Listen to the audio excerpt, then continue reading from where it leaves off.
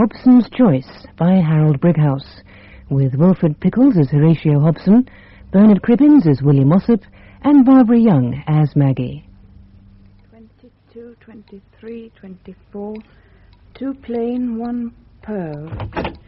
Oh, it's you. Hoped it was Father going out. No, it isn't. Oh, he is late this morning. He got up late. Has he had his breakfast yet, Maggie? Breakfast? With the Masons' meeting last night. Oh, he'll need reviving. Then I wish he'd go and do it.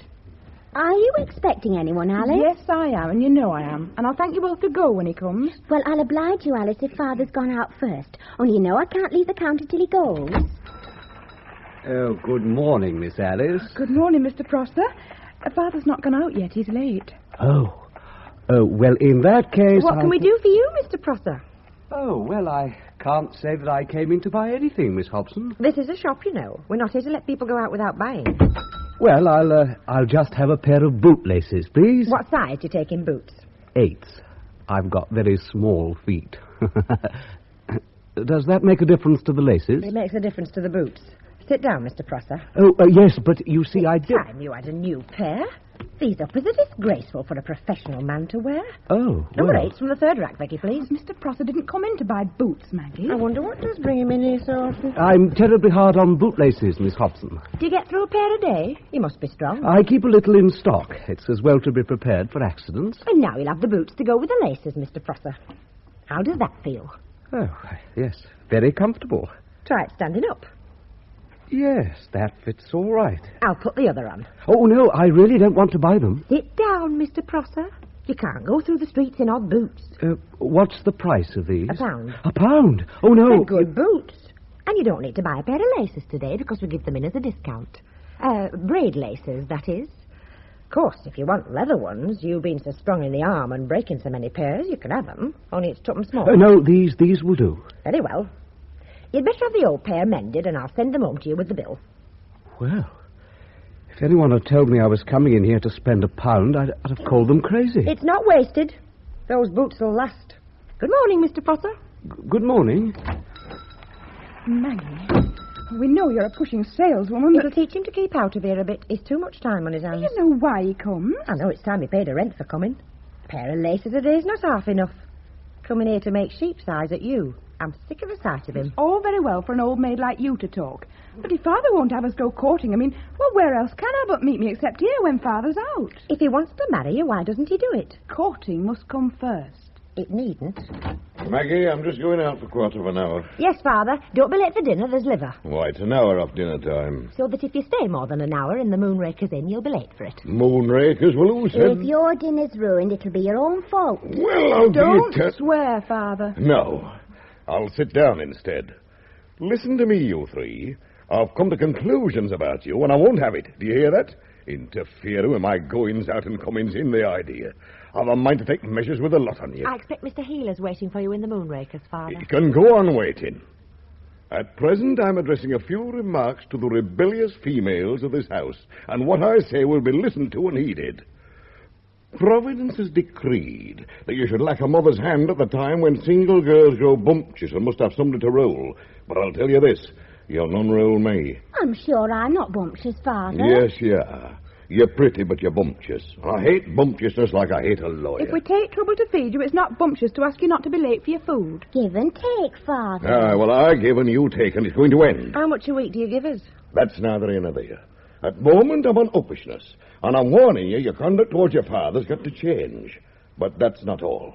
That's private conduct. And now I pass to broader aspects, and I speak of public conduct.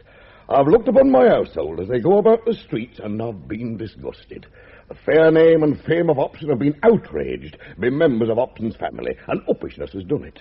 I don't know what you're talking about. Vicky, you're pretty, but you can lie like a gas meter. Who had new dresses on last week? I suppose you mean Vicky and me. I do. We shall dress as we like, Father, and you can save your breath.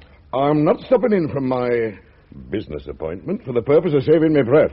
You'd like to see me in nice clothes. I do. I like to see me dealt as nice. That's why I pay Mr. Tudsbury the draper £10 a year a head to dress you proper. It pleases the eye and it's good for trade. But I'll tell you, if some women could see themselves as men see 'em, they'd have a shock. And I'll have word with Tudsbury and all for letting you dress up like guys. I saw you and Alice out at Moonraker's Parlour a Thursday night. You were going down Chapel Street with a hump added to nature behind you. Aye, and the hump was wagging. And you put your feet on pavement as if you got chilblains.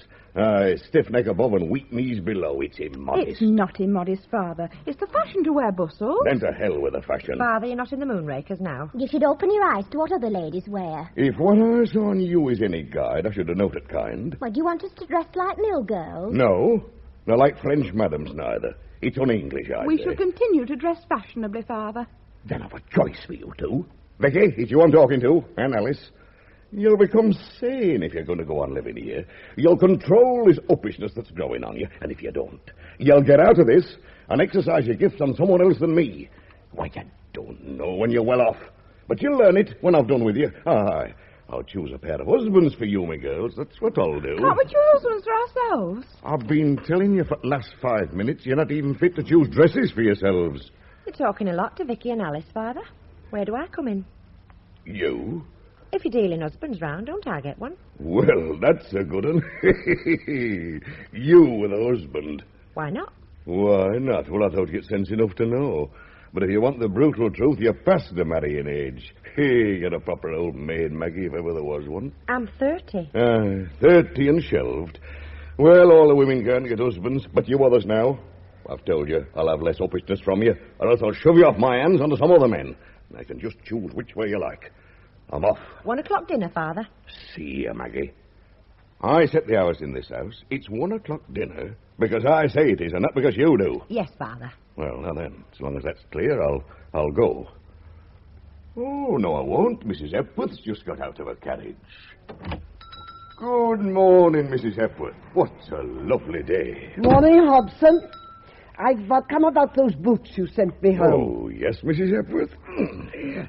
Well, now, they look very nice. Get off your knees, Hobson. You look ridiculous on the floor. Who made these boots? We did, our own make. Will you answer a plain question?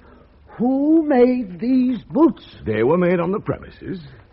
Young woman, you seem to have some sense when you served me. Can you answer me? I think so, but I'll make sure for you, Mrs. Hepworth. Tubby? You wish to see the identical workman, madam? I said so. I'm responsible for all work turned out here. I never said you weren't. Yes, Miss Maggie?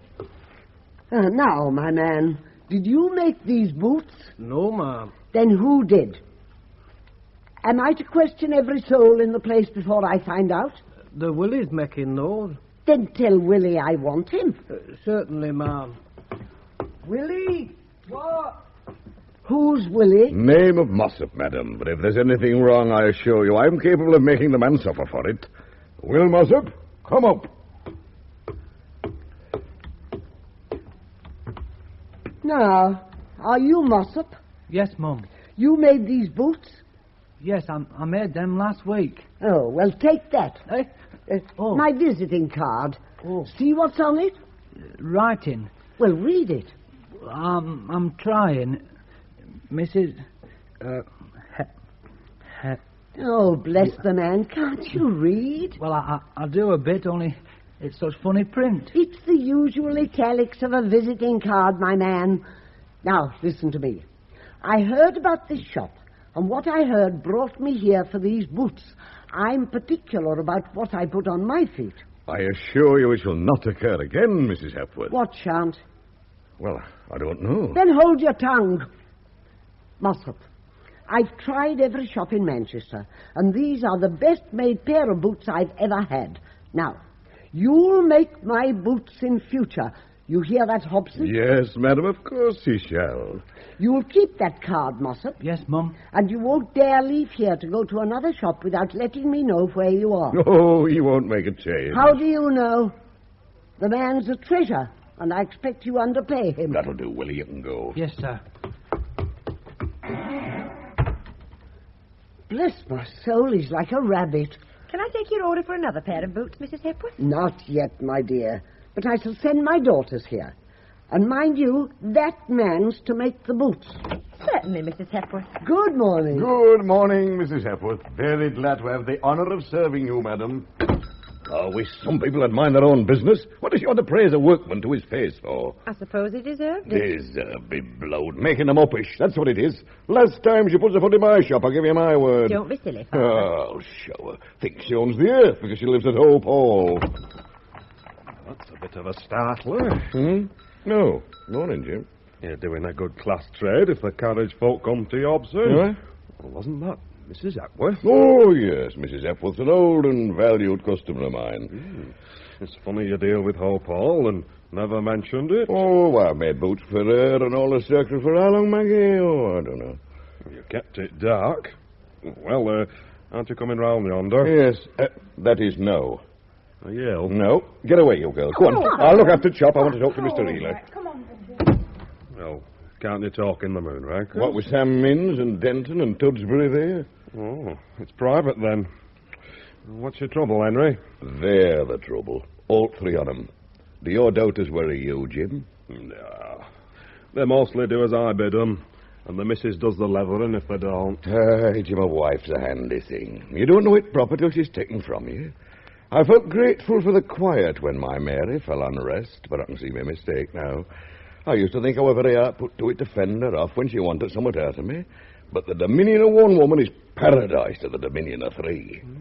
Sounds a sad case, Henry. I'm a talkative man by nature, Jim. Well, you know that. You're an orator, Henry. I doubt John Bright himself is better gifted of the gab than you. Nay, that's putting it a bit too strong. A good case needs no flattery. Well, you're the best debater in the Moonraker's parlour. Aye, well, that's no more than the truth. Yes, Jim, in the estimation of my fellow men, I give forth words of weight.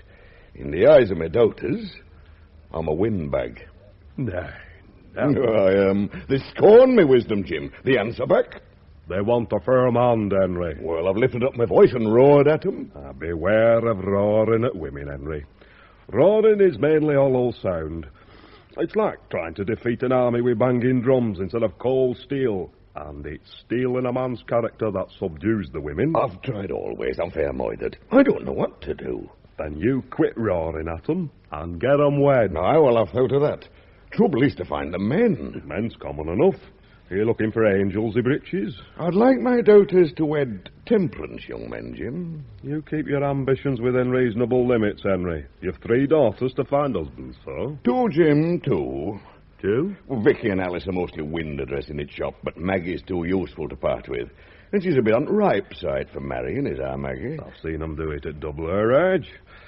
Still, leaving her out, you've 2. One'll do for a start, Jim. It's a thing I've noticed about wenches. Get one wedded in a family and it goes through a lot like measles. Well, you want a man, and you want him temperance. It'll cost you a bit, you know. Oh, I'll get me hand down for the wedding, all right. A warm man like you'll have to do more than that. There's things called settlements. Settlements? Aye. You've to bait your hook to catch fish, Henry. Then I'll none go fishing. But you... I've changed my mind. I'd a fancy for a bit of peace, but there's luxuries a man can buy too dear. Oh, settlements indeed. I had a man in mind. You keep him there, Jim. I'll rub along and chance it. Settlements. Oh. You saved their keep. They work for that, and there's none of them big eaters. And their wages. Wages? Do you think I pay wages to my own daughters? I'm not a fool. And it's all off. From the moment that you breathed the word settlements, it was dead off, Jim. Oh, let's go to moonrakers and forget there's such a thing as women in the world. Shop. I'm going out, Maggie. Dinner's at 1, remember? Dinner will be when I come in for it. I'm master here. Yes, Father. 1 o'clock. Oh, come on, Jim. Dinner at 1:30, girls. We'll give him half an hour. Right, Maggie. Here. Now for a talk with Willie. Willie, come here.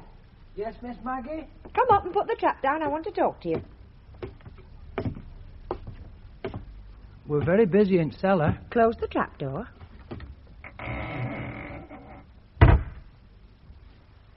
Show me your hands, Willie. Oh, no, they're dirty. Yes, they're dirty, but they're clever. They can shape the leather like no other man's that ever came into the shop. Who taught you, Willie? Well, Miss Maggie, I learnt my trade here.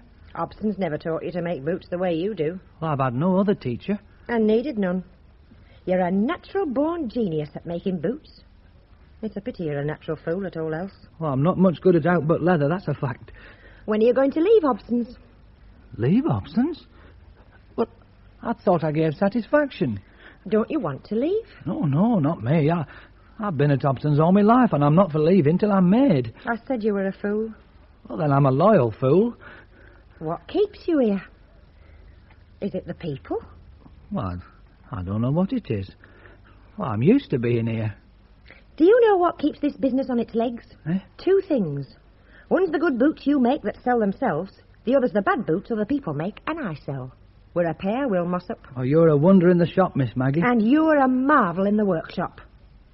Well? Well, what? It seems to me to point one way. What way's that? You're leaving me to do the work, my lad. Yeah, well, I'll be going back to my stool, Miss Maggie. Come here. Eh? You'll go back when I've done with you. I've watched you for a long time, and everything I've seen, I've liked. I think you'll do for me. What way, Miss Maggie? Will Mossop, you're my man. Eh? 6 months I've counted on you, and it's got to come out sometime. But I never... I know you never, or it'd not be left to me to do a job like this. Yeah, I think I'll sit down. I'm feeling queer, like. Hey, what does want me for? To invest in. You're a business idea in the shape of a man. I've got no head for business at all. But I have. My brain and your hands will make a working partnership. Oh, a partnership? Well, that's a different thing. I thought you were asking me to wed you. I am. Well, by gum. And you the master's daughter. Maybe that's why, Will Mossop. Maybe I've had enough of father. And you're as different from him as any man I know. Well, it's a bit awkward, like. And you don't help me any, lad. What's awkward about it? Well, you talking to me like this. I'll tell you something, Will. It's a poor sort of woman who'll stay lazy when she sees her best chance slipping from her. I'm your best chance? You are that, Will. Well, by gum. And I never thought of this. Think on it now. Yeah, I am doing. Only the blow's a bit too sudden to think very clear. I've a great respect for you, Miss Maggie. You're a shapely body and you're a masterpiece at selling in the shop, but, well, when it comes to marrying, I'm bound to tell you I'm not in love with you. Wait till you're asked. I want your hand in mine, and your word for it that you'll go through life with me for the best we can get out of it. We'd not get much without there's love between us, lass. I've got the love, all right. Well, I've not, and that's honest. We'll get along without. Hey, you're desperate set on this. It's a puzzle to me always. What did your father say? He'll say a lot, and he can say it. It'll make no difference to me. Much better not upset him. It's not worthwhile. I'm judge of that. You're going to wed me, Will. Oh, no, I'm not. No, really, I can't do that, Maggie. I can see I'm disturbing your arrangements, like, but I'd be obliged if you put this notion from you. When I make arrangements, my lad, they're not made for upsetting.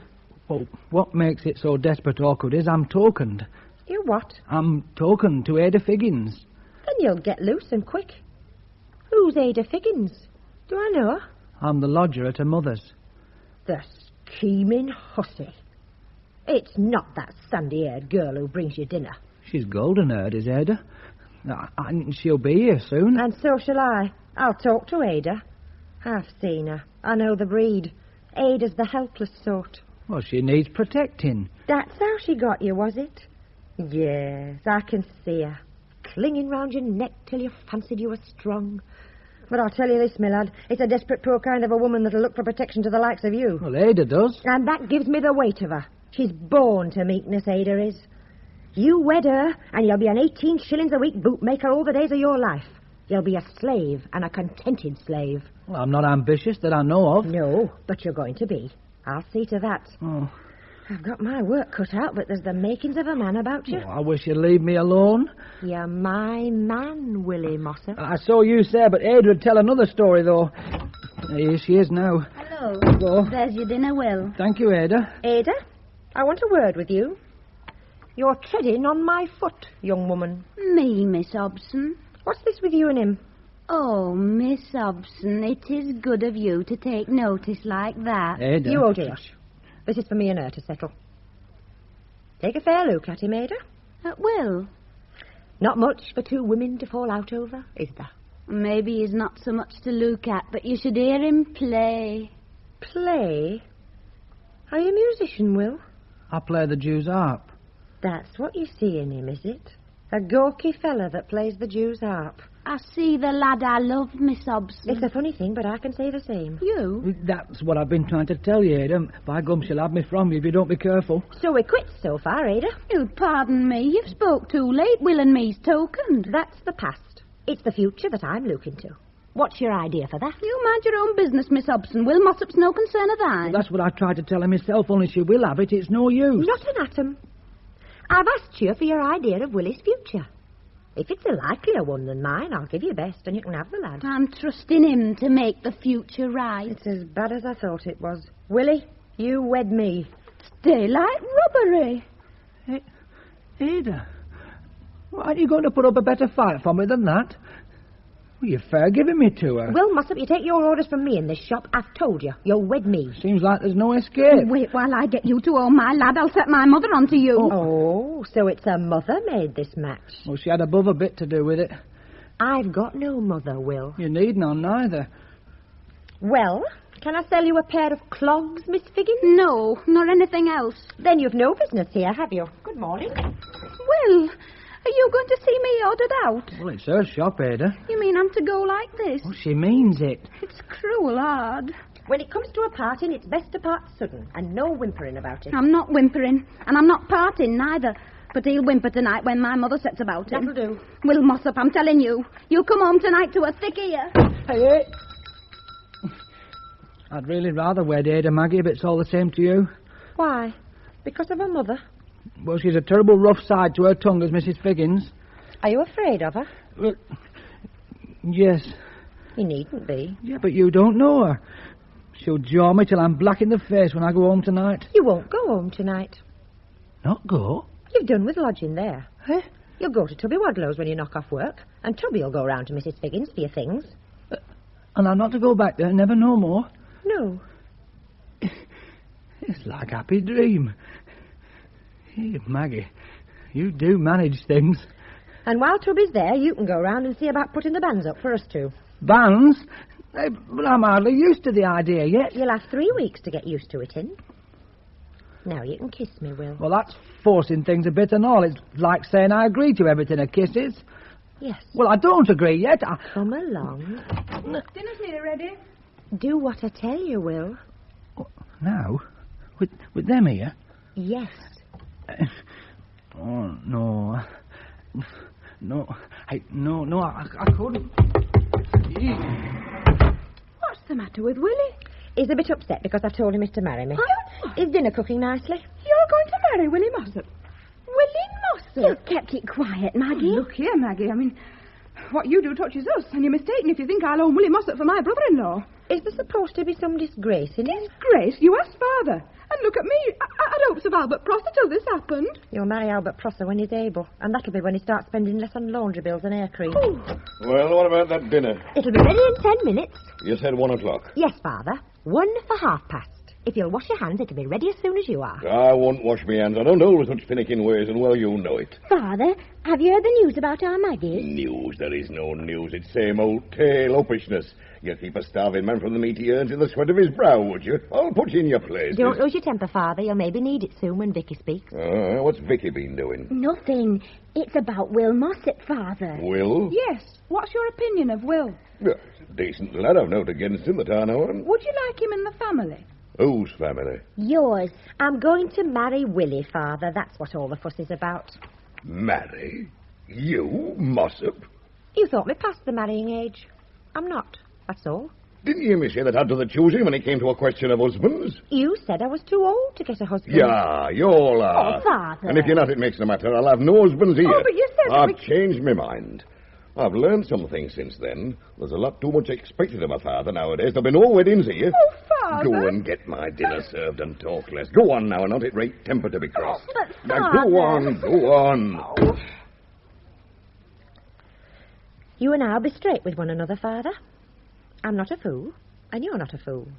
And things may as well be put in their places as left untidy. I tell you, my mind's made up. You can't have Willie Mossop, while as his father was a workhouse brat, a cumby chance. It's news to me with snobs in Salford.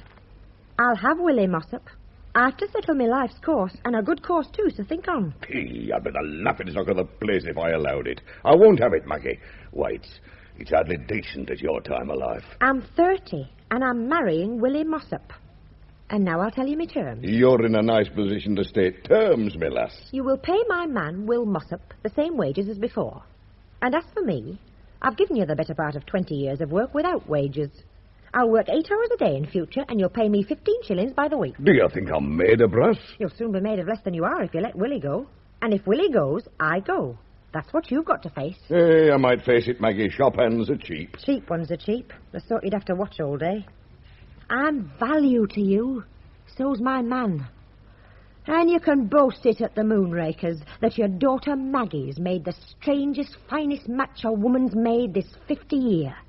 And you can put your hand in your pocket and do what I propose. I'll show you what I propose, Maggie. Will Mossop, I can't leather you, my lass. You're female and exempt. But I can leather him. Come up, Will Mossop. Yes, Mr. Hobson. Now, then. You've taken up with my Maggie, I hear. Yeah, I've not. She's done the taking up. Well, Willie, either way, you've fallen on misfortune. Love's led you astray, and I feel bound to put you right. Now, then, you see this strap? Hey, Maggie, what's this? I'm watching you, my lad. Mind, Willie, you can keep your job. I don't bear malice. But we must beat the love from your body. And every morning you come here to work with love still sitting in you, you'll get a leathering. You'll not beat love in me. You're making a great mistake, Mr. You'll Hobson. put aside your weakness for my Maggie if you have a liking for a sound skin. You'll waste a great little lot of brass at chemist if I'm at you for a week with this belt. I'm no wanting now, Maggie. It's her that's after me. But I'll tell you this, Mr. Hobson. If you touch me with that belt, I'll take her quick. Aye, and stick to her like glue. There's not but one answer to that kind of talk, my lad. And I've no but one answer back. Maggie, I've not kissed you yet. I shook before, but by gum, I'll kiss you now. I'll take you and hold you. And if Mr. Hobson raises up that strap again, I'll do more. I'll walk straight out of this shop with you, and us two will set up for ourselves. Willie, I knew you had it in you, lad. I knew you had it in you. Oh, heck.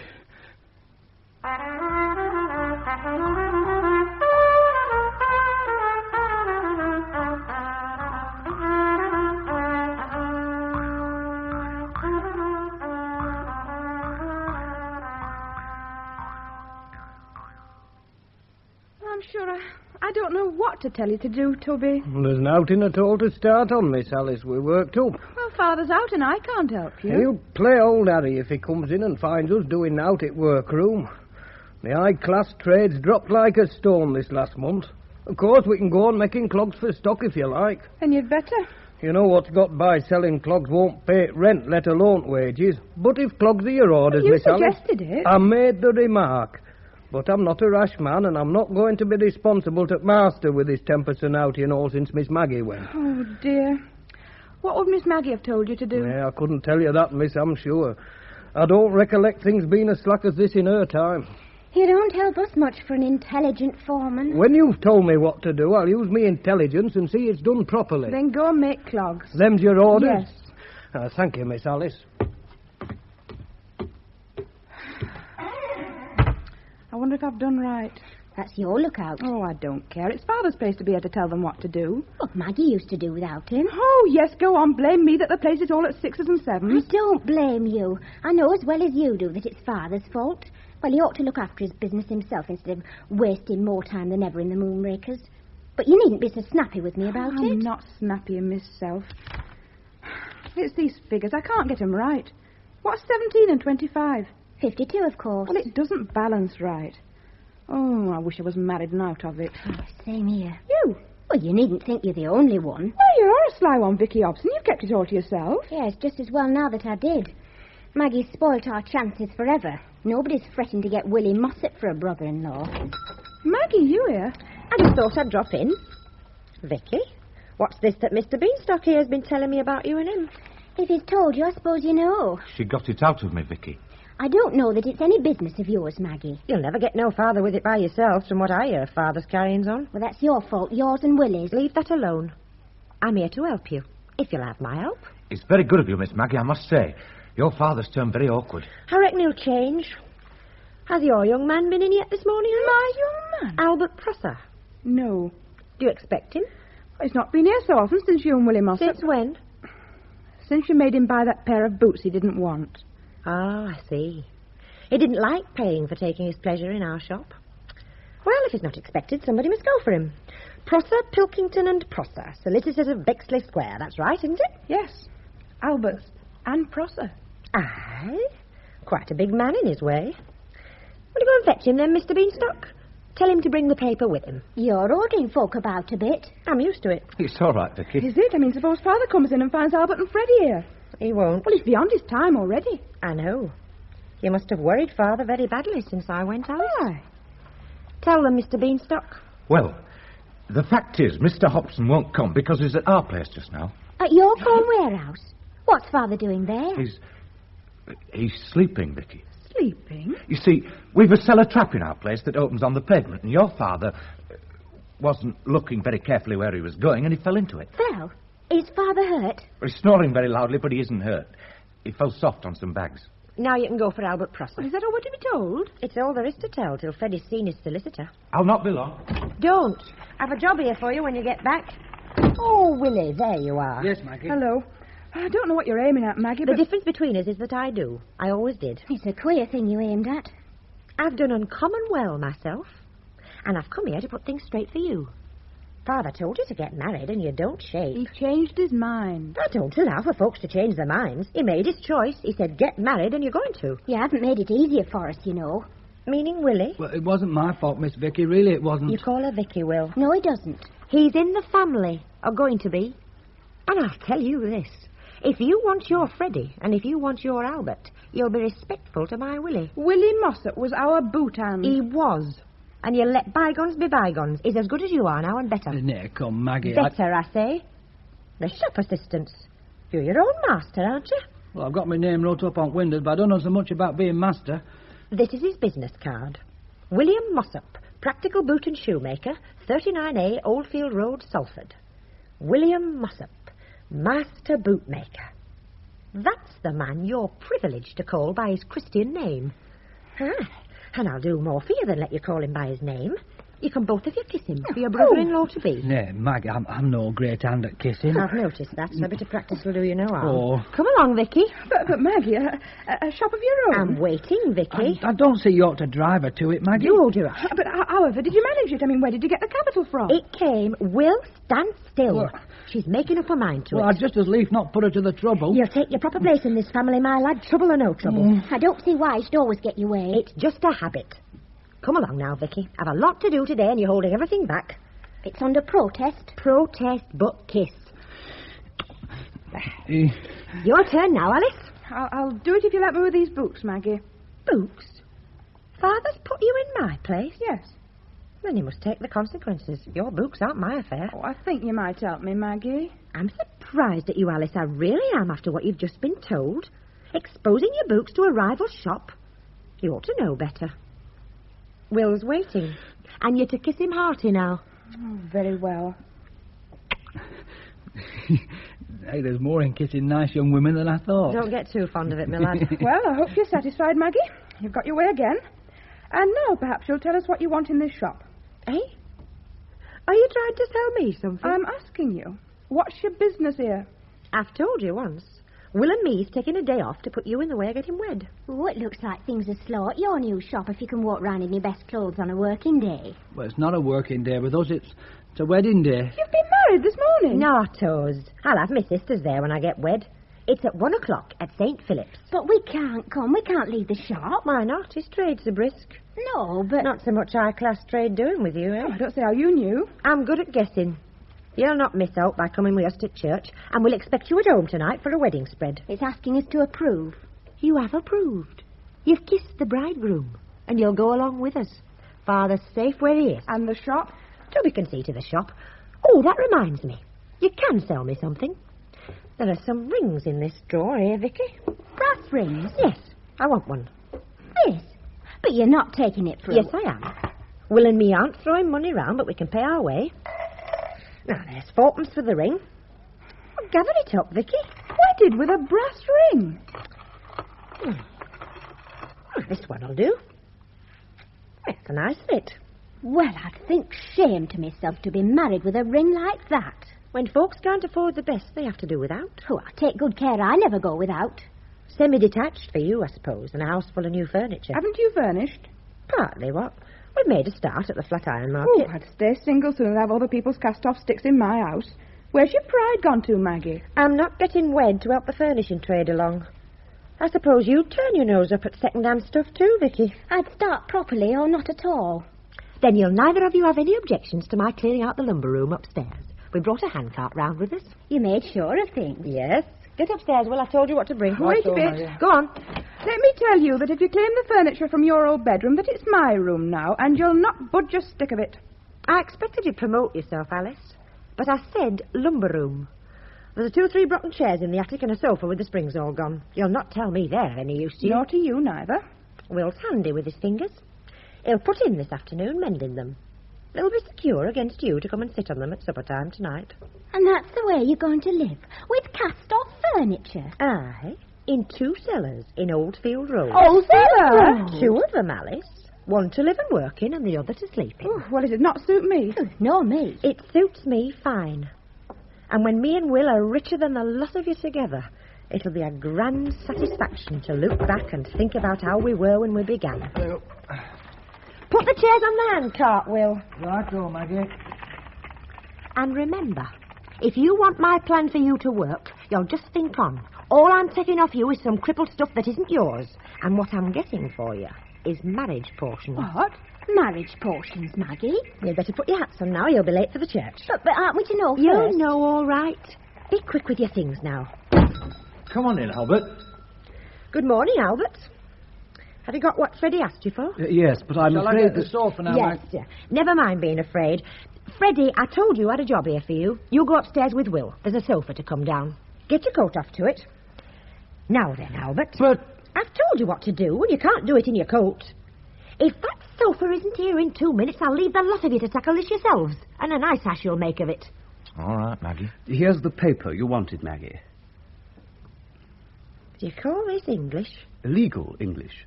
I thought it weren't the sort we talk in Lancashire. What is it when you've got behind the weir-asses and the seds and to wits? It's what you told Freddie to instruct me. Action against Henry Horatio Hobson for trespass on the premises of Jonathan Beanstalk and Company, corn merchants of Chapel Street, Salford, with damages to certain corn bags caused by falling on them and further damages claimed for spying on the trade secrets of the aforesaid J.B. and Company. Well, I'll take your word that it means that. I've made this out to your instructions, Miss Hobson. But I'm far from saying it's good law, and I wouldn't be keen on going into court with it. Nobody asked you to. It won't come into court. Here's a sofa, Maggie. Open that door for them, Albert. What's the time? You can see the clock from there. It's 1:45. Girls, if you're late for my wedding, I'll never forgive you. Put your coats on. Now then, Freddie, you take that paper and put it on my father in your cellar. Now? Now? Yes, of course now. We might wait any time. Well, you look fast enough. Aren't I to come to the church? Yes, if you do that quick enough to get there before we're through. All right. Oh, now, there's that handcart. Are we to take it with us? Church? You can't do that. Well, I'll take it home. And have me waiting for you at the church? That's not for me, my lad. Well, you can't very well leave it here. No. There's only one thing for it. You'll have to take it to our place, Albert. Me? There's the key. It's 39A Oldfield Road. What? Me pushing a handcart through Salford in broad daylight? Won't dirty your collar. Yes, but suppose some of my friends see me. Look here, my lad. If you're too proud to do a job like that, you're not the husband for my sister. Well, it's just the look of the thing. Well, can't you send somebody else? No. You can think it over. Yes, miss? Why, it's Miss Maggie. Come up, Tubby. You're in charge of the shop. We'll all be out for a while. I'll be up in half a minute, Miss Maggie. Well, Albert Prosser? Oh. Yes, I suppose I must. That's right. We'll call it your wedding gift to me. And I'll allow you putting yourself out a bit for me. All right, Maggie. Well, Will, you've not had much to say for yourself today. How's feeling, lad? Aye, Maggie, I'm going through with it. Hey? My mind's made up. I've got wrought up to the point and I'm ready. It's church we're going to, not dentists. Yeah, I know. You get rid of somewhat at dentist, but it's taking somewhat on to go to church with a wench, and the Lord knows what. Civvy, Will. Have a respect for church. Yon's not the place for lies. The parson's going to ask you, will you have me? And you'll either answer truthfully or not at all. If you're not willing, just say so now. I'll tell him yes. And truthfully? Yes, Maggie. I'm resigned. You're growing on me, lass. I'll toe the line with you. We're ready, Maggie. And time you were. It's not your weddings that you're dressing for. Come up, Chubby, and keep an eye on things. Well, have you got the ring? I have. Do you think I'd trust him to remember?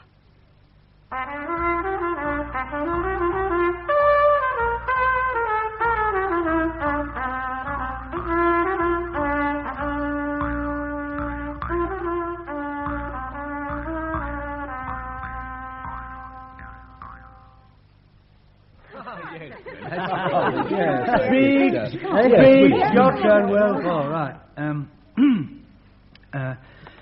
It's a very great pleasure to us to see you here tonight.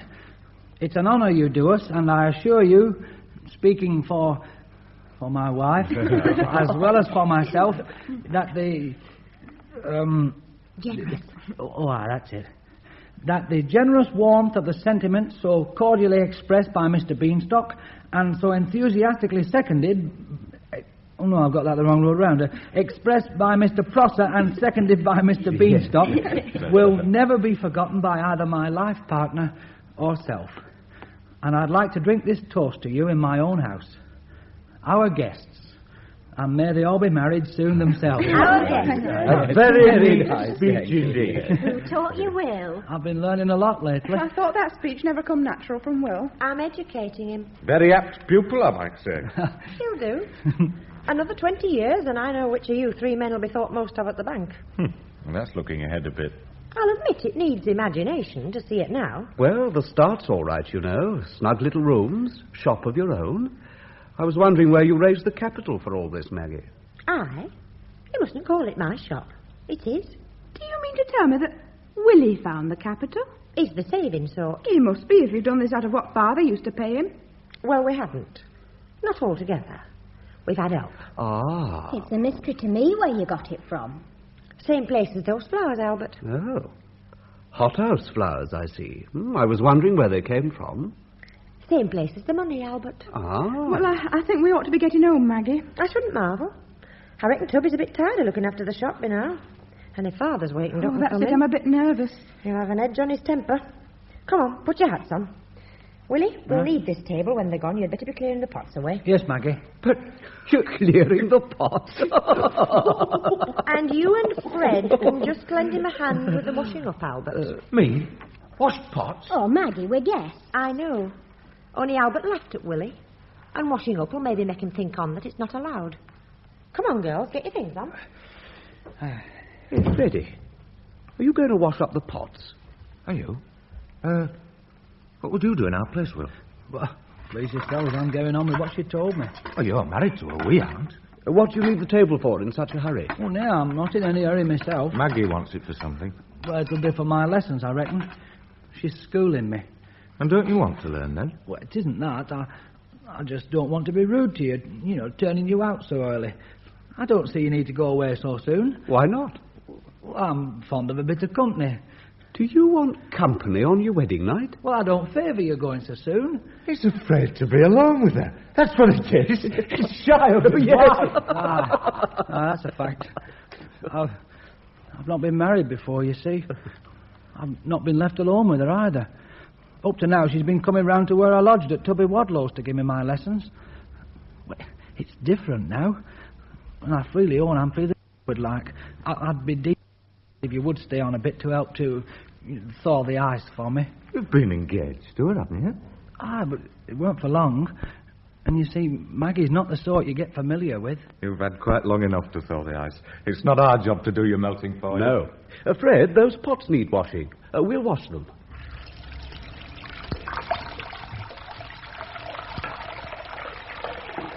Fred, would you like it yourself with a wench like Maggie?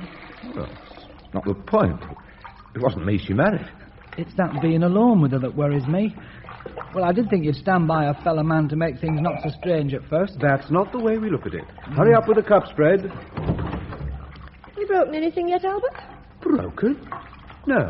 Too slow, I expect. I must say, you don't show much gratitude. Aren't you at all surprised to find us doing this? Surprised? I told you to do it. Yes, You but... can stop now. I'll finish when you're gone. Who's that? Someone who can't read, I reckon. You own that card on the door, Will? Aye, it's there, and you wrote it, Maggie. I knew better than to trust it to you. Business suspended for the day, it says. And they that can't read it can go on knocking.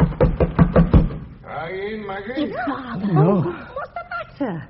Are you afraid of him? Well, I think all things considered... All right, we'll consider 'em.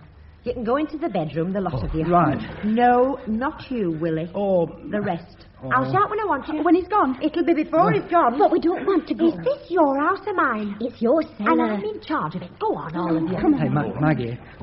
Maggie. I'll open the door. You sit still. And don't forget you're the gaffer here. Oh, wait. Well, Maggie, Well, Father? I'll come in. Well, I don't know. I'll have to ask the master about that. Hey, a master? You and him didn't part on the best of terms, you know. Will, it's me father. Is it to come in? Aye, let him come. You don't sound cordial about your invitation, young man. No, but I am. I'm right down glad to see you, Mr. Hobson. It makes the wedding day complete, like you being a father and all, and I hope you'll see your way to staying here a good long while. Well... That's enough, Will. You don't... A piece of pork pie now, Mr. Hobson. Oh, pork pie. You'll be sociable now you're here, I hope. It wasn't sociability that brought me, Maggie. What was it, then? Maggie, I'm in disgrace. A sore and sad misfortune's fallen on me. And a piece of wedding cake will do you good. Oh, it's sweet. That's natural in cake. Oh, dear, I've got such a head. Aye. But wedding cake's a question of heart. There'd be no bride's cakes made at all if we thought first about our heads. I'm quite aware it's foolishness, but I've a wish to see my father sitting at my table, eating my wedding cake on my wedding day. It's a very serious thing I've come about, Maggie. It's not more serious than knowing that you wish us well. Well, Maggie, you know my way. When a thing's done, it's done. You've had your way and you've done what you wanted. I'm none proud of the choice you've made, and I'll not lie and say I am. But I've shaken your husband's hand, and that's a sign for you. The milk's spilt, and I'll not cry. Then there's your cake, and you can eat it. I've given you my word there's no ill feeling. So now we'll have the deed. Eat it. Oh, you're a hard woman. You've no consideration for the weakness of old age. Finished? Oh, pass me that tea. That's easier. Now, tell me what it is you came about.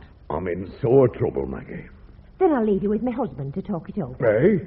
You'll not be wanting me. Women are only in your way. Maggie, you're not going to desert me in the hour I'm in need, are you? Surely to goodness you don't want a woman to help you after all you've said. Will'll do his best, I make no doubt. Give me a call when you're finished, Will. Maggie, it's private. Why, yes, I'm going. And you can discuss it man to man with no fools of women about. I tell you, I've come to see you, not him. It's private from him. Private from Will? Nay, it isn't. Will's in the family. And you've nought to say to me that can't be said to him. I have to tell you this, with him there. Will and me's one. Sit you down, Mr. Hobson. You call him father now. Do I?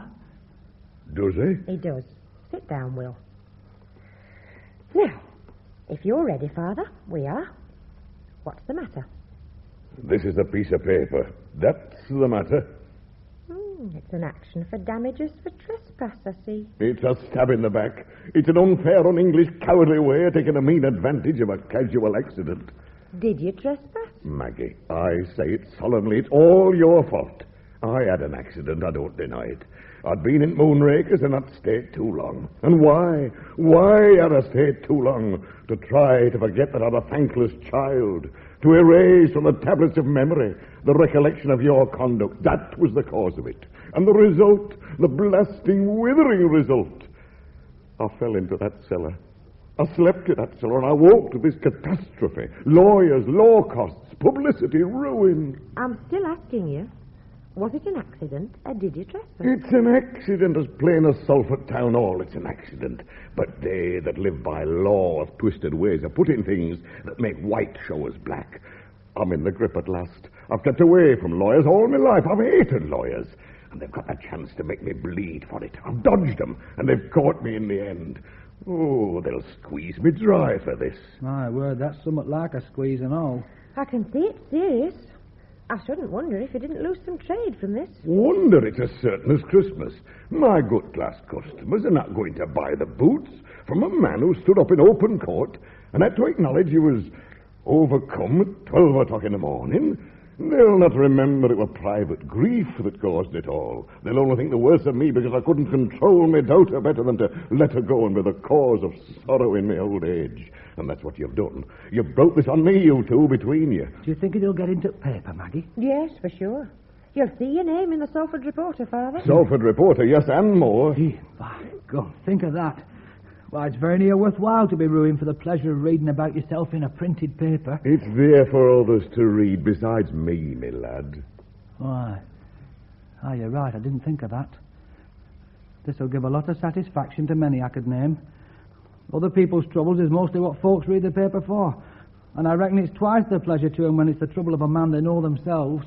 To hear you talk, it sounds like a pleasure to you. Oh, no, it's not. No, you've ate my wedding cake and you shook my hand. We're friends, I hope, and I will not but meditating like a friend. I always think it's best to look on the worst side of things first, then whatever chances can't be worse than you look for. Oh, there's St. Philip's now. I don't suppose you'll go on being vicar's warden after this to do. And it brought you a powerful lot of customers from the church, did that? I'm getting a lot of comfort from your husband, Maggie. It's about what you deserve. Have you any more consolation for me, Will? Well, I only spoke what came into my mind. Well, have you spoken it all? Well, I can keep my mouth shut if you'd rather. Don't strain yourself, Will Mossop. When a man's mind is full of thoughts like yours, they're better out than in. Let them come, my lad. They'll leave a cleaner place behind. Well, I'm not much good at talking, and I always seem to say wrong things when I do talk. I'm sorry if my well-meant words don't suit your taste, but I thought you came here for advice. I didn't come to you, you jumped-up cock-off. That'll do, Father. My husband's trying to help you. Yes, Maggie. Now, about this accident of yours. Yes, Maggie. It's the publicity that you're afraid of most. It's been dragged into a court of law. All me that's voted right all through my life and been a sound supporter of the Queen and Constitution. Then we must try to keep it out of court. If there are lawyers in heaven, Maggie, which I doubt, they may keep cases out of court there. On earth, a lawyer's job's to squeeze a man and squeeze him where his squirming's seen the most, in court. I've heard of cases being settled out of court, in private. In private, I dare say. And all the worse for that, it's done amongst themselves in lawyers' offices behind closed doors, so no one can see this squeezing twice as hard in private as they dare to do in public. There's some restraint demanded by a public place, but privately. It'll cost a fortune to settle this in private, Maggie. I make no doubt it's going to cost you something. But you'd rather do it privately than publicly. If only it were not in a lawyer's office. You can settle it with the lawyer out of his office. You can settle it with him here. Albert? Yes, Mrs. Mossop? This is Mr. Prosser, of Prosser, Pilkington and Prosser. He is? Yes. You're a lawyer? Yes, I'm a lawyer. At your age. Come out, all of you. Hello, Father. Alice? Vicky? Family gathering. This is Mr. Beanstalk of Beanstalk and Company. How do you do? What? Here? When you've got a thing to settle, you need all the parties to be present. But there's so many of them. Where they all come from? My bedroom. Maggie, I wish you'd explain before my brain gives way. It's quite simple. I got them here because I expected you. You expected me? Yes. You're in trouble. But what's it got to do with Alice and Vicky? What are they doing here? Hey, what's happening to Chop? Tubby Wadlow's looking after it. And is it Tubby's job to look after Chop? Well, he's got no other job. The shop's so slack since Maggie left. And do you run that shop? Do you give orders there? Do you decide when you can put your hats on and walk out of it? They came out because it's my wedding day, Father. It's reason enough. And Will and me'll do the same for them. We'll close the shop and welcome on their wedding day. Their wedding days. That's a long time off. It'll be many a year before there's another wedding in this family, I'll give you my word. One doubt to define me's quite enough. Hadn't we better get to business, sir? Young man, don't abuse a noble word. You're a lawyer. By your own admission, you're a lawyer. Honest men live by business. Lawyers live by law. In this matter, sir, I'm following the instructions of my client, Mr. Beanstalk.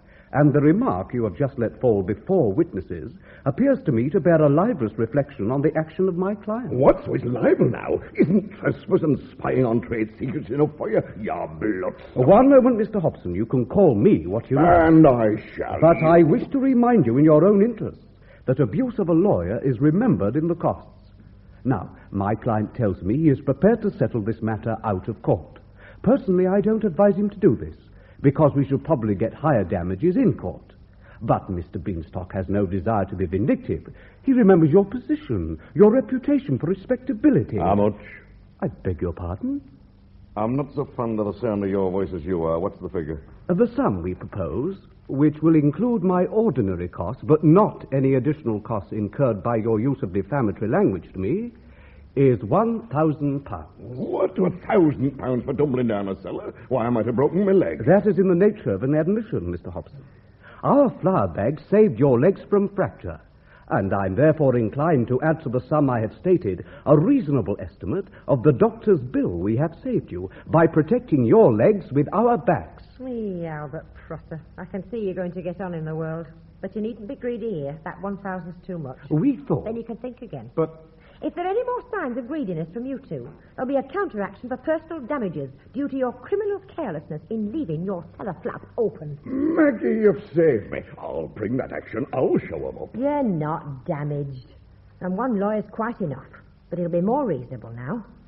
I know perfectly well what Father can afford to pay, and it's not £1,000, nor anything like £1,000. Not so much you can't afford, Maggie. You'll make me out a pauper. You can afford 500, and you're going to pay 500. Oh, but there's a difference between affording and paying. You can go to the courts and be reported in the papers if you like. It's the principle I care about. I'm being beaten by a lawyer. Father, dear, how can you be beaten when they wanted £1,000 and you're only going to give 500? No, I hadn't thought of that. It's they who are beaten. Well, I'll take a good few beatings myself at that price, Vicky. Still, I want this keeping out of court. Then we can take it as settled. Do you want to see the money before you believe me? Is that your nasty lawyer's way? Not at all, Mr. Hobson. Your word is as good as your bond. It's settled, hooray. Well, I don't see what you have to cheer about, Vicky. I'm not to be dragged to public scorn. But, you know, this is a tidy bit of money to be going out at family. It's not going out of the family, Father. Well, I don't see how you make that out. Their wedding day is not so far off as you thought. Now there's the half of £500 apiece for them to make a start on. You mean to tell me... You won't forget your past your word, will you, Father? I've been diddled. It's a plan. It takes 2 daughters off your hands at once and clears your shop of all the fools of women that used to lumber up the place. It'll be much easier for you without us in your way, Father. Aye, and you can keep out of my way and all. Dear, that's all on you. Father. I'll run that shop with men, and I'll show Salford how it should be run. Don't imagine there'll be room for you when you come home crying and tired of your fine husbands. I'm rid of you, and it's a lasting riddance, mind. I'll pay this money you've robbed me of, and that's the end of it. All on you. And you especially, Maggie. I'm not blind yet. I can see who it is who I've got to thank for this. Don't be vicious, Father. Will Mossop. Aye? I'm sorry for you. Take you for all in all, yet best at bunch. You're a backward lad, but you know your trade. And it's an honest one. So does my Albert know his trade. Oh, grant you that. He knows his trade. He's good at robbery. Oh, Father. You may father me. But that's a piece of work I've finished with. I've done with fathering, and they're beginning it. They'll know what marrying a woman means before so long. They're putting chains upon themselves and have thrown the shackles off. I've suffered 30 years and more, and I'm a free man from today. Lord, what a thing you're taking on. You're poor, poor wretches. You're red-nosed robbers, but you're going to pay for it. It's a funny honeymoon. You'd better arrange to get married quick. Alice and Vicky will have a sweet time with him. Can we go home at all? Why not? After what he said? We'll not remember half of it. It's for the moonrakers now, if there's time. What is the time? Time we were going, Maggie.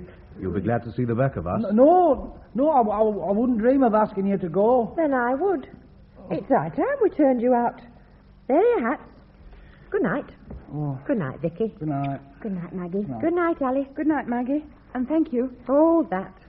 I'll see you again. Only don't come round here too much because Will and me's going to be busy. And you'll maybe find enough to do yourselves with getting wed. I dare say. Send us word when the day is. We'll be glad to see you at the wedding. We'll come to that. You'll be too grand for us afterwards. Oh, no, Maggie. Well, and we'll be catching up with you before so long. We're only starting here. Good night. Good night, Maggie. Good night. Good night. Good night. Good night. Now, you've heard what I've said of you tonight. In 20 years, you're going to be thought more of than either of your brothers-in-law. I heard you say it, Maggie. And we're to make it good. I'm not a boaster, Will. And it's to be in less than 20 years and all. Well, I don't know. They've got a long start on us. And you've got me. Your slate's in the bedroom. Bring it out. Righto. I'll have this table clear by the time you come back.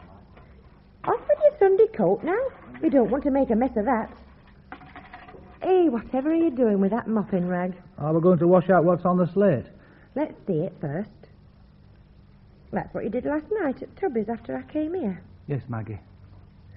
There is always room at the top. Your writing's improving, Will. I'll set you a short copy for tonight because it's getting late and we've a lot to do in the morning. Great things grow from small. Now then, you can sit down here and copy that. I'll put these flowers of Mrs. Epworth's behind the fire, Will. We'll not want litter in the place come working time tomorrow. You're saving one.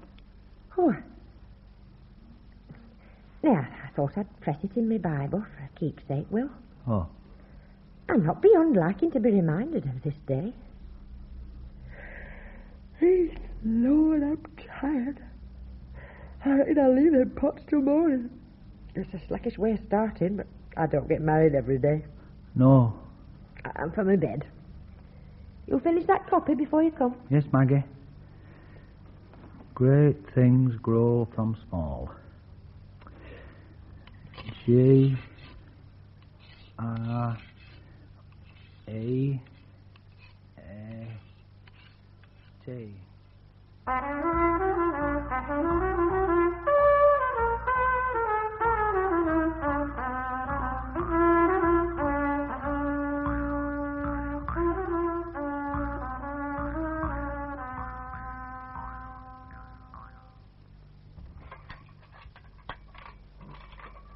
I'll go straight up to him, Tubby. He's getting up, Mr. Ealer.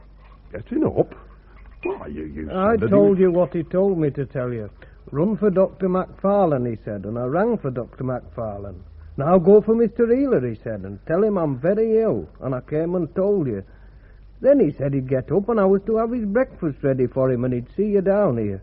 Nonsense, Tubby. Of course I'll go up to him. Hey, you know what he is, sir. I'll get blamed if you go on. He's short-tempered this morning. I don't want to get you into trouble, Tubby. Thank you, Mr. Ealer. I quite thought it was something serious. Well, if you ask me, it is. Which way? Well, every way you look at it. Mr. Hobson's not his own old self, and shop's not its own old self, and just look at me. Now I ask you, Mr. Ealer, man to man, is this work for a foreman's shoe hand? Cooking and laying By tables? all accounts, there's not much else for you to do. Yeah, there's better things than being housemaid, even if it's only making clogs. They tell me clogs are a cut line. Well, what are you to do? There's nought else wanted. Hobson's in a bad way, and I'm telling no secret when I say it. It's a fact that's known. It's 1,000 pities with an old established trade like this. And who's to blame? They say in Chapel Street it's Willie Mossop. Yeah, Willie's a good lad, though I say it that trained him. He hit us hard, did Willie, but we'd have got round that in time. With care, you understand, and tact. Tact. That's what Gaffer lacks. Hey, now, Miss Maggie now, well, she's a marvel. Aye, a fair knockout. Not slavish, mind you. Stood up to customers all the time, but she'd a way with her that sold the goods and made 'em come again for more. Look at us now. Men assistants in shop. Costs more than women. Cost? They'd be dear at any price. Look here, Mr. Ealer, take yourself. When you go to buy a pair of boots, do you like to be tried on by a man or a nice, soft young woman? There you are. Stands to reason, it's human nature. Well, there are two sides to that, Tubby. Look at the other. Ladies? Yes. Ladies that are ladies want trying on by their own sex, and them that aren't by clogs. It's good class trade that pays, and Hobson's has lost it. Well, Henry. Oh, Jim. Oh, Jim, oh, Jim. Will you sit on the armchair bit fire or at the table? Table, breakfast, bacon. Ooh, bacon, and I'm like this. When a man's like this, he wants a woman about the place, Henry. I'll want them. Shall I go for Miss Maggie, sir? Mrs. Mossop, I mean. I think your daughters should be here. Aye, they should, but they're not. They're married, and I'm deserted by them all, and I'll die deserted. Aye, then perhaps they'll be sorry for the way they treated me. Toby, I've got you no work to do at shop. I might find some if I looked out. Well, then go and look, and take that bacon with you. I can't stand smell. Are you sure you wouldn't like Miss Maggie? I'll go for her. Oh, go for her. Go for the devil. What does it matter who you go for? I'm a dying man. Yes, sir. What's all this talk about dying, Henry? Oh, Jim, I've sent for the doctor. We'll know soon now how near the end is. Well, this is very sudden. You've never been ill in your life. It's been saved up. It's all come now at once. What are your symptoms, Henry? I'm all one symptom head to foot. I'm frightened of myself, Jim. That's worst. You won't call me a clean man, Jim. Clean? Of course I would. Clean in body and mind. Well, I'm dirty now. I haven't washed this morning. Couldn't face water. Only use I saw for water was to drown myself. Same with shaving. I've thrown my razor through the window. I had to do. I'd have cut my throat. Oh, come. Oh, it's awful. I'll never trust myself again. I'm going to grow a beard if I live. You'll cheat the undertaker, Henry. But I fancy a doctor could improve you. What do you reckon is the cause of it now? Moonrakers. You don't think... I don't think I know. I've seen it happen to others, but I never thought it had come to me. No, me neither. Why, you're not a toper, Henry. I'll grant you're readler, but you don't exceed. It's a hard thing if a man can't take a drop of ale without it's getting back at him like this. Why, it might be my turn next. Here's Dr. McFarlane. Good morning, gentlemen. Where's my patient? Here. Here? Up? It looks like it. And for a patient who's downstairs, I'm made to rise from my bed at this hour. It's not as early as all that. But I've been up all night, sir. A young woman with her first. Are you Mr. Hobson? Certainly not. No, I'm not ill. Not much to choose between you. You've both got your fate written in your faces. Do you mean that I mean, he has and you will. Huh? Doctor, will you tend to me? Yes. Now, sir, let's feel your pulse. I've never been in a bad way before this morning. I've never needed a doctor in my life. You've needed, but you've not sent. But this morning... I know. Well. What, you know? Any fool would know. Eh? Any fool but one fool, and that's yourself. You're damn polite. If you want flattery, I dare say you can get it from your friend. I'm giving you my medical opinion. I want your opinion on my complaint, not on my character. Your complaint and your character are the same. Then you'll kindly separate them, and you'll tell me what's wrong. I'll tell you nothing, sir. I don't diagnose as my patient's wish, but as my intellect and sagacity direct.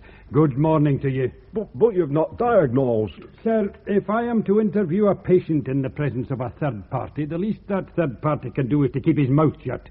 After that, there's only one thing for it, Henry. He shifts that I do.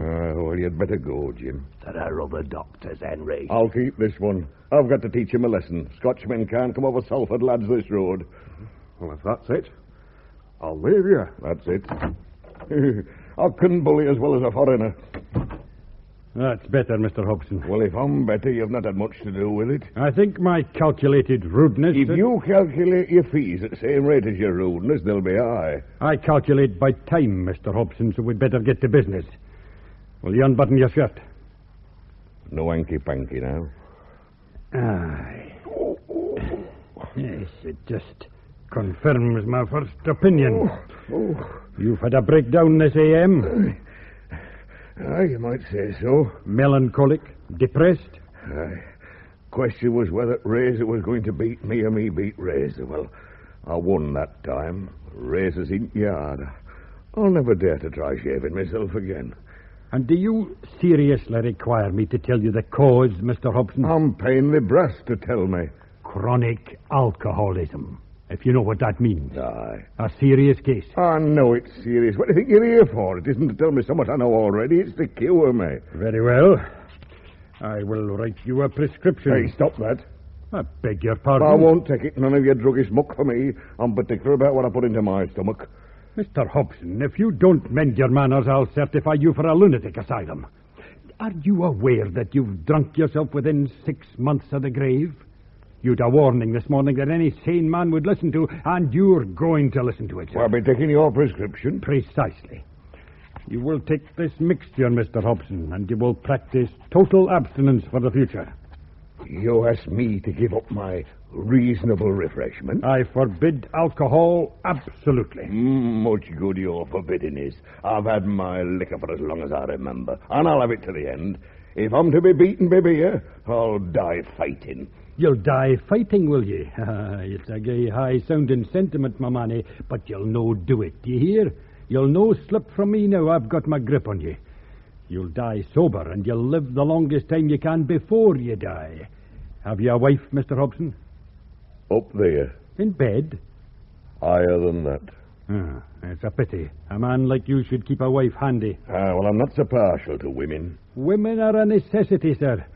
Have you no female relative that can manage you? Manage? You keep her thumb firm on you. I've got 3 daughters, Dr. McFarlane, and they tried to keep the thumbs on me. Well, where are they? Married. And queerly married. You drove them to it? They all grew uppish. Maggie worst of all. Maggie? Then I'll tell you what you'll do, Mr. Hobson. You'll get Maggie back at any price. At all costs to your pride. As your medical man, I order you to get Maggie back. I don't know Maggie, but I prescribe her. Let me tell you. Sir, are you going to defy me again? I tell you I won't have it. You'll have to have it. You're a dunderheaded lump of obstinacy, but I've taken a fancy to you, and I decline to let you kill yourself. I've escaped from the thrall of a woman once. And a pretty mess you've made of your liberty. Now, this Maggie you mentioned. If you'll tell me where she's to be found, I'll just step round and have a crack with her myself. For I've gone beyond despairing of a bit of trouble over you. You'll waste your time. I'll cure you, Mr. Hobson. She won't come back. Oh? No, that's a possibility. If she's a sensible body, I concur with your opinion that she'll no come back. But women are a soft-hearted race, and she'll maybe take pity on you after all. I want no pity. If she's the woman I take her for, you'll get no pity. You'll get discipline. Now, just a minute. Don't interrupt me, sir. I'm talking. I've noticed it. You asked me for a cure, and Maggie's the name of the cure you need. Maggie, sir, do you hear? Maggie! What about me? Are you Maggie? I'm Maggie. You do. What are you doing under my roof? I've come because I was fetched. But who fetched you? Tubby Wadlow. Tubby can leave my shop this minute. Sit down, Mr. Hobson. He said you're dangerously ill. He is. I'm Dr. McFarlane. Will you come and live here again? I'm married. I know that, Mrs. Mossop. Your father's drinking himself to death, Mrs. Mossop. Look here, Doctor. What's passed between you and me isn't for everybody's ears. I judge your daughter's not the sort to want the truth wrapped round with a feather bed for fear it hits her hard. Go on. I'd like to hear it all. Just nasty-minded curiosity. I don't agree with you, Mr. Hobson. If Mrs. Mossop is to sacrifice her own home to come to you, she's every right to know the reason why. Sacrifice? If you saw her home, you'd find another word for that. 2 cellars the Outfield Road. I'm waiting, Doctor. I've a constitutional objection to seeing patients slip through my fingers when it's avoidable, Mrs. Mossop. And I'll do my best for your father, but my medicine will no do him any good without your medicine to back me up. He needs a tight hand in him all the time. I've not the same chance I had before I married. You'll have no chance at all unless you come and live here. I'll not talk about the duty of a daughter because I doubt he's acted badly by you. But on the broad grounds of humanity, it's saving life if you'll come. I might. Aye, but will you? You've told me what you think. The rest's my business. That's right, Maggie. That's what you get for interfering with folks' private affairs. So now you can go with your tail between your legs, Dr. McFarlane. On the contrary, I'm going, Mr. Hobson, with the profound conviction that I leave you in excellent hands. 1 prescription's on the table, Mrs. Mossop. The other 2 are total abstinence and you. Good morning. Good morning. Good morning. Tubby? Yes, Mrs. Mossop? Go round to Oldfield Road and ask my husband to come here. And get this prescription made up at Hallows on your way back. Yes, miss. Mrs. Mossop. Tell Mr. Mossop I want him quick. Yes, Mrs. Mossop. Maggie, you know I can't be an abstainer, a man of my habits at my time of life. You can if I come here to make you. Are you coming? I don't know yet. I haven't asked my husband. You ask Will Mossop. Maggie, I'd better thoughts on you. Make it an excuse like that to me. If you want to come, you'll come. So what Will Mossop says, and well, you know it. I don't want to come, Father. It's no gift to a married woman to come back to the home she's shut of. Now, look here, Maggie. You're talking straight, and I'll talk straight and all. And when I'm set, I'm set. You're coming here. I didn't want you when that doctor said it, but by gum, I want you now. It's been my doubters I'll be crossing me. Now you'll come and look after me. All of us? No, not all of you. You're the eldest. There's another man with claims on me. I'll give him claims. Aren't I your father? And I'm not your only daughter. You've been here long, Maggie? A while. Oh, well, a fashionable solicitor's wife doesn't rise so early as the wife of a working cobbler. You'd be up when Tubby came. A couple of hours earlier. You're looking all right, Father. You've quite a colour. I'm very ill. He's not so well, Alice. The doctor says one of us must come and live here and look after him. Well, I live in the Crescent myself. I've heard it was that way on. Somebody's home will have to go. Well, I don't think I can be expected to come back to this after what I've been used to lately. Alice. Well, I mean, I say it ought to be Maggie, Father. She's the eldest. And I say that you're as much right. Father, you're ill. Oh, Vicky, my baby. At last I found a daughter who cares for me. Of course I care. Don't the others? You'll come and live with me, Vicky, won't you? What? One of us is needed to look after him. Oh, but it can't be me. In my circumstances, Maggie. What circumstances? No. What's the matter? What are you all whispering about? Father, don't you think you ought to put a collar on before Will comes? Put a collar on for Will Mossop? There's something wrong with your sense of proportion, my girl. Maggie, you're always pretending to talk about your husband, but you needn't keep it up with us. We know Will here. Father, either I can go home or you can go and put a collar on for Will. I'll have him treated with respect. I expect you put our collar on in any case, Father. Well, of course I should. I'm going to put a collar on. But understand me, Maggie. It's not for the sake of Will Mossop. It's because my neck's cold. Now then, which of us is it to be? Well, it's no use looking at me like that, Maggie. I've told you I'm expecting. I don't see that rules you out. It might happen to any of us. Maggie. What's the matter? Children do happen to married women, and we're all married. Well, I'm not going to break my home up, and that's flat. My child comes first with me. I see. You've got a house of furniture, and you've got a child coming, so Father can drink himself to death for you. That's not fair speaking. I'd come if there were no one else. You know very well it's your duty, Maggie. Duty? I should think it'd be a pleasure to live here after a year in a cellar. I've had 30 years of the pleasure of living with Father, thanks. Do you mean to say that you won't come? It isn't for me to say at all. It's for my husband. Oh, do stop talking about your husband. If Alice and I don't need to ask our husbands, I'm sure you never need to ask yours. Will Mossop hasn't the spirit of a louse, and we know it as well as you do. Maybe Will's come on since you saw him, Vicky. It's getting a while ago. There he is now in the shop. I'll go and put it to him. Stop her. Oh, let her do it in her own way.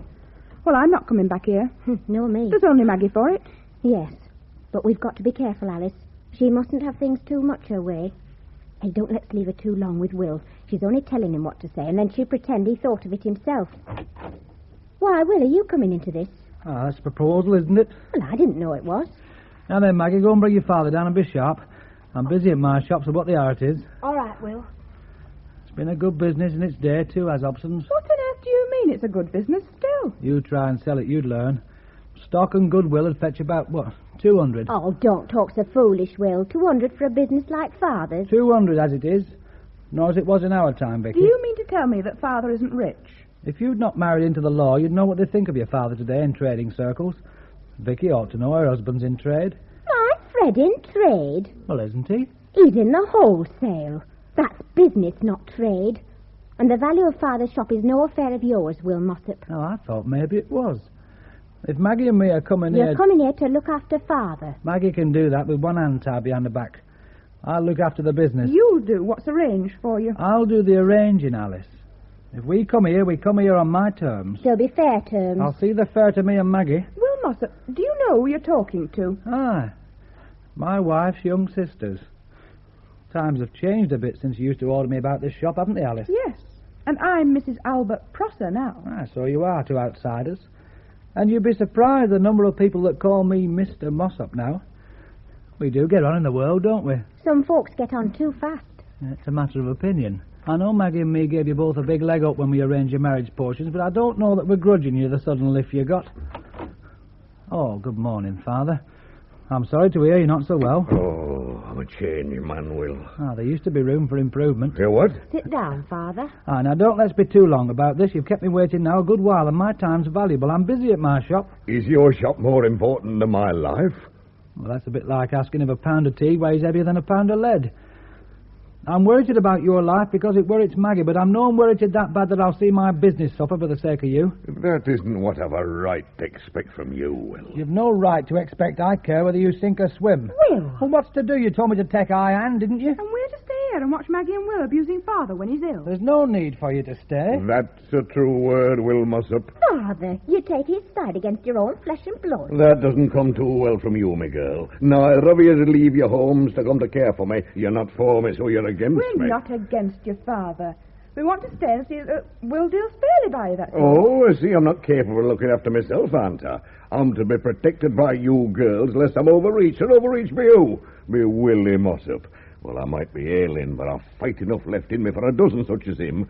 And if you're thinking that the manhood's gone from me, you can go and think it somewhere else than in my house. Oh, but Father, dear Father... I'm not so dear to you if you had to think twice about coming here to do for me, let alone jibbing at it the way you did. A proper daughter would have jumped. Aye, skipped like a calf by the cedars of Lebanon at the thought of being helpful to her father. Did Maggie skip?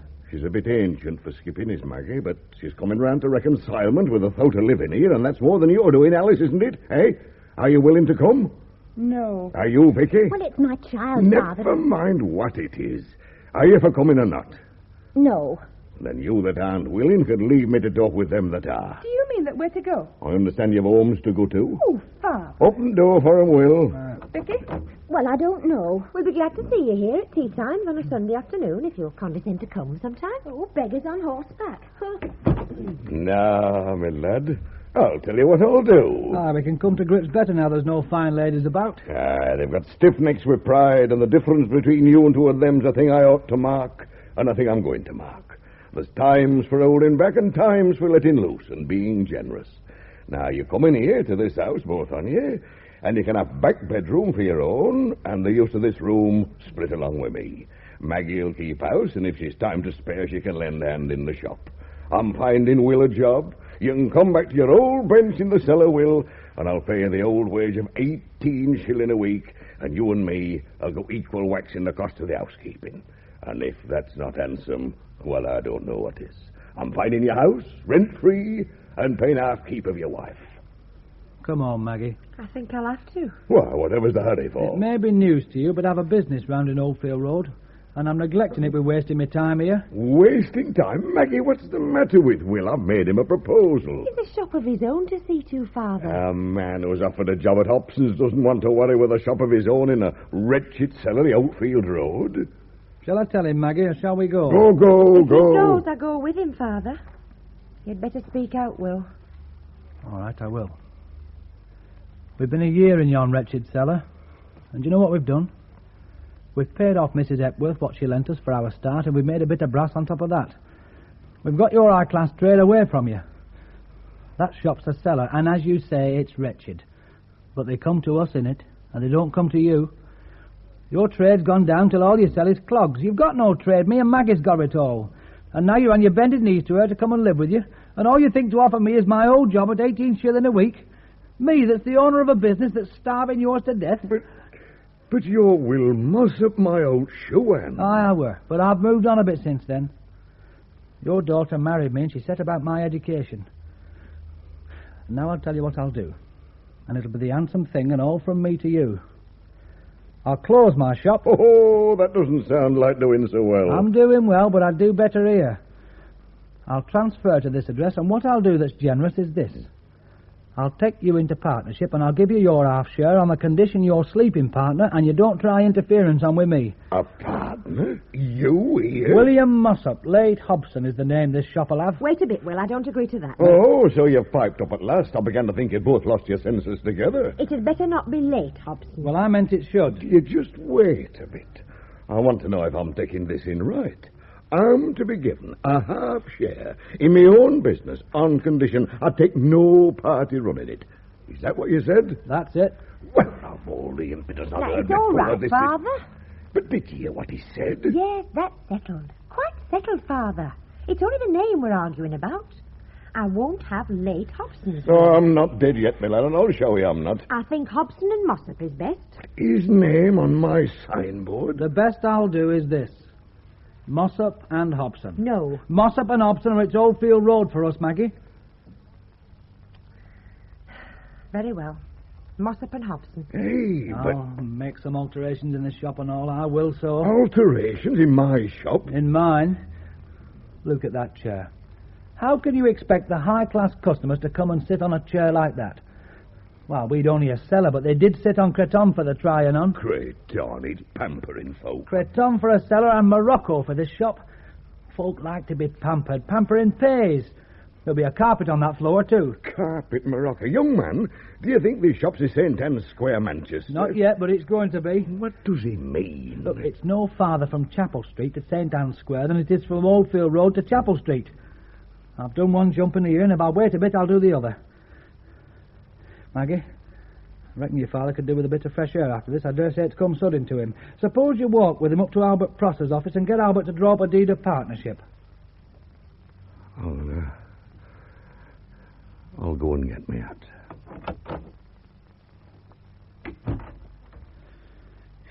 He's crushed like, Maggie. I'm afraid I bore on him too hard. You needn't be. I said such things to him. And they sounded as if I meant them, too. Didn't you? Did I? I suppose I did. Oh, well, that's just the worst from me to him.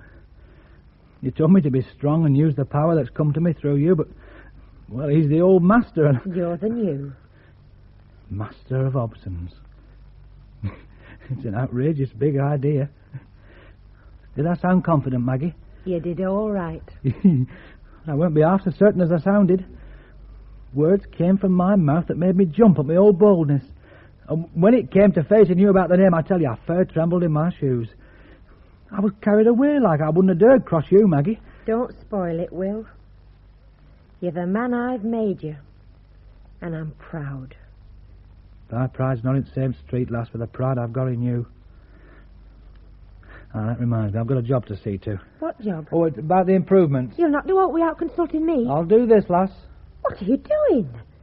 You leave my wedding ring alone. You've worn a brass one long enough. I'll wear that ring forever, Will. I was forgetting your proper one, Maggie. I'm not preventing you. I'll wear your gold for show. But that brass stays where you put it, Will. And if we get too rich and proud, we'll just sit down together, quiet, and take a long look at it, so we'll not forget the truth about ourselves. Eh, lad.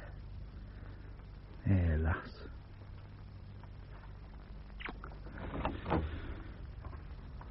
Ready, Father? Come along to Albert's.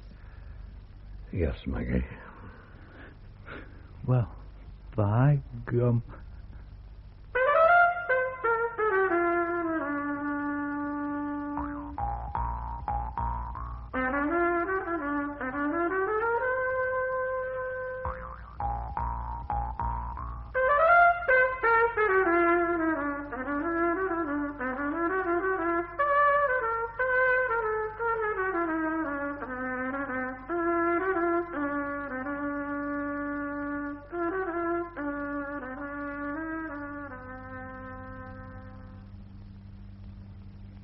In Hobson's Choice by Harold Brighouse, Horatio Hobson was played by Wilfred Pickles, Willie Mossop by Bernard Cribbins, and Maggie by Barbara Young. Alice was Anna Cropper, Albert John Normington, Tubby Graham Rigby, Jim Healer Henry Livings, and Dr. Macfarlane Duncan McIntyre. Vicky was Carol Gardner, Mrs. Hepworth Marion Dawson, Ada Figgins Elizabeth Bell, and Fred Beanstalk Geoffrey Hinsliff. The play was first broadcast in 1962, and it was directed in Manchester by Alfred Bradley.